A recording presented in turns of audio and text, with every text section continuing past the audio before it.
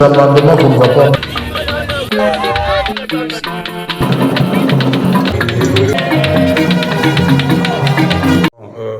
Certainement que la loi relative à la conservation de la nature a été révisée en 2014, là où nous avons la loi 14 du mois de février 2014.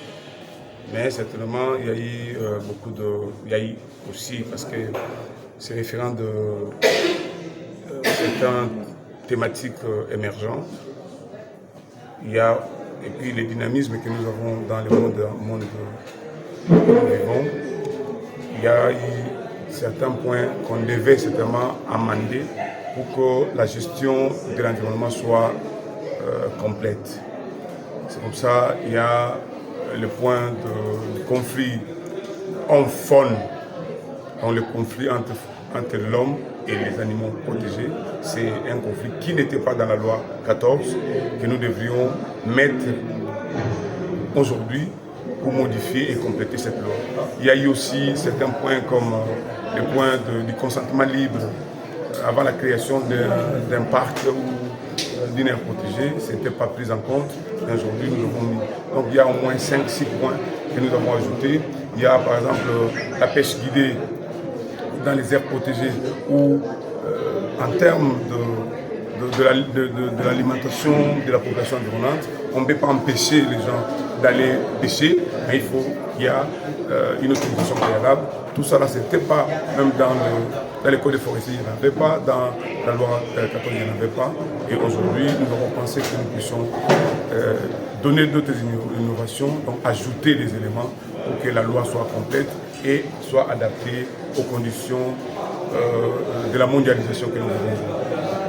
Honorable, vous parlez des points les plus essentiels de la loi, à savoir les conflits hommes-faune. Qu'est-ce qu'on peut retenir, on fait des mots par rapport à ces conflits? Ce qu'on peut retenir, c'est quoi? Dans la loi congolaise, même dans la loi conservation, même dans la loi que nous avons aujourd'hui, vous devez comprendre que quand quelqu'un tue un éléphant ou bien un animal protégé, on l'arrête. Mais quand un animal protégé tue un homme, il n'y a pas de procès, il n'y a pas quoi, il n'y a même pas un PV, il n'y a même pas un constat. C'est comme ça que là, la justice est injuste.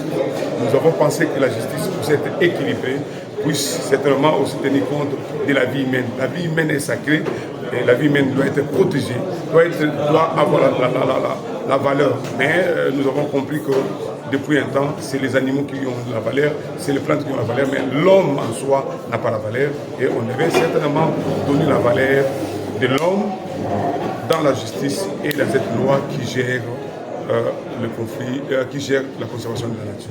Comment allez-vous sensibiliser la population sur cette initiative ou cette proposition? Bon, je crois qu'il y a des mécanismes de sensibilisation, parce que par moment, quand les animaux protégés dévastent les champs, les simples paysans et paysannes sont en train de pleurer sans avoir le moyen d'aller.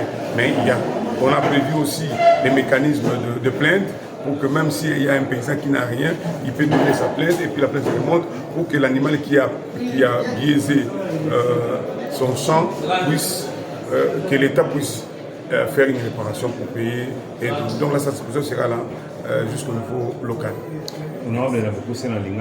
nakanisi tubakisinde eloko moko mwa biloko ebele mpona soki totalata code forestier totali mpe loi 14 makambo ya conflit entre nyama na moto ezalaki te batikaki yango lwa kobomba nyama azalaki place monene kasi moto azalaki na place te soki nyama bomi nyama protege abomi moto l'État akipaka yango te mais soki moto abomi nyama protege akangaka bato de même ndenge tozalaki mambo création ya parc mongo esalema sans tenir compte sans tenir compte ya population evandi wana batunaka permission te to batunaka ta implication na bango te bayakaka mbala moko baye kosala alors yango ezalaki blakine ezalaki na loi 14 oyo tomonaki lelo ete tonika kobongisa moto aza na valeur na ye mpe moto azwa valeur soki moto abomi nyama bakangi ye de même mpe nyama soki abomi moto il faut gouvernement, donc l'État, a la responsable pour oui, bah, pour ça, et puis ceux qui tenus ça la part de Sika, et bon, quand même, tout joie.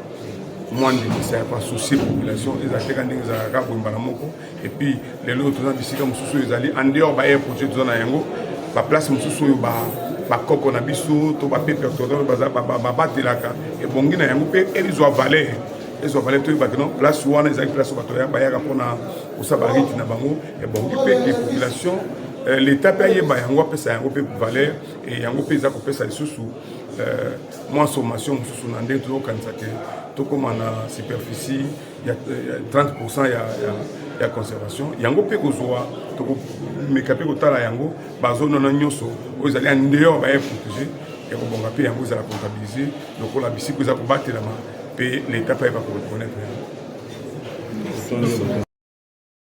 Lentement et sûrement, la Chambre basse du Parlement est sur le point de clôturer sa session ordinaire de mars 2025 qui a été essentiellement riche en termes de productions législatives et contrôle parlementaire. C'est dans cette même optique que les députés nationaux ont procédé le vendredi 13 juin 2025 à l'examen des deux propositions de loi, notamment la proposition de loi modifiant et complétant la loi numéro 14/003 du 11 février 2014 relative à la conservation de la nature, ainsi que la proposition de loi portant lutte contre la drépanocytose en République démocratique du Congo. S'agissant de la proposition de loi portant lutte contre la drépanocytose en RDC, premier texte à être examiné au cours de cette séance plénière, l'auteur, le député national Antoine Tabala, renseigne que la RDC est l'un des pays les plus touchés au monde par cette pathologie et occupe la deuxième place en Afrique après le Nigeria. Pour cet élu du peuple, il apparaît donc plus urgent de combler les vides législatifs constatés qui rendent difficile la mise en place d'une prévention efficace et d'une prise en charge adéquate de la drépanocytose. La drépanocytose ou anémie SS est la première maladie génétique en République démocratique du Congo. Elle constitue un sérieux problème de santé publique, un défi sociétal majeur, une menace pour l'unité et la stabilité de la famille, cellule de base de la nation, mais également une cause de vulnérabilité, une menace réelle pour le bien-être de la femme et de l'enfant dans notre pays. Nous avons affaire non seulement à la maladie, mais également à ses conséquences. C'est dans cette perspective, a-t-il souligné, que s'inscrit la présente proposition de loi qui, conformément au prescrit de l'article 123.16 de la Constitution, apporte les innovations suivantes. Mettre en place un cadre institutionnel et financier adapté au financement public et privé pour la lutte contre la drépanocytose, ainsi qu'inciter la recherche scientifique sur les dépistages ainsi que les traitements innovants et curatifs. Renforcer la prévention en rendant obligatoire et gratuit les dépistages prénuptial et néonatal tout en intégrant les campagnes de sensibilisation sur la drépanocytose.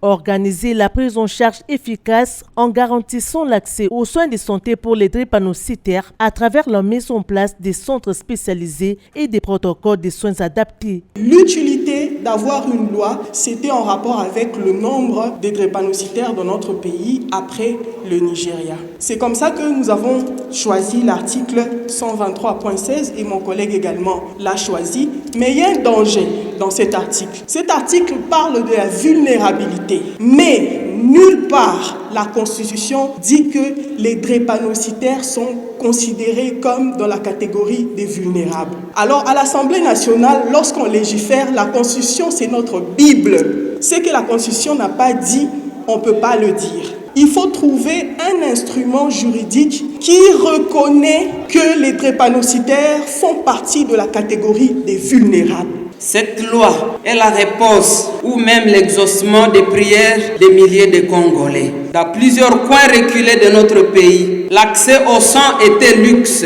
et pourtant c'est une question de vie ou de mort. Au final, elle a été déclarée recevable et envoyée à la Commission sociale et culturelle pour examen approfondi. S'en est ensuite suivi l'examen de la proposition de loi modifiant et complétant la loi numéro 14/003 du 11 février 2014 relative à la conservation de la nature, portée et défendue par le député national Célestin Engelé Mbabokoué. La présente loi modificative apporte les innovations ci-après. La reconnaissance des autres mesures de conservation efficaces par zone comme un modèle complémentaire aux aires protégées classiques contribuera significativement aux efforts de la conservation de la biodiversité. La détermination de la responsabilité de l'État vis-à-vis de la population dans les contextes de conflits homme-faune et des mécanismes de réparation y afférents. La création d'un fonds national de réparation des victimes comme victimes de conflits homme-faune. La clarification des droits de consentement libre préalable estimés à l'érection et à la gestion des aires protégées et au processus de reconnaissance des autres mesures de conservation efficaces par zone ou non.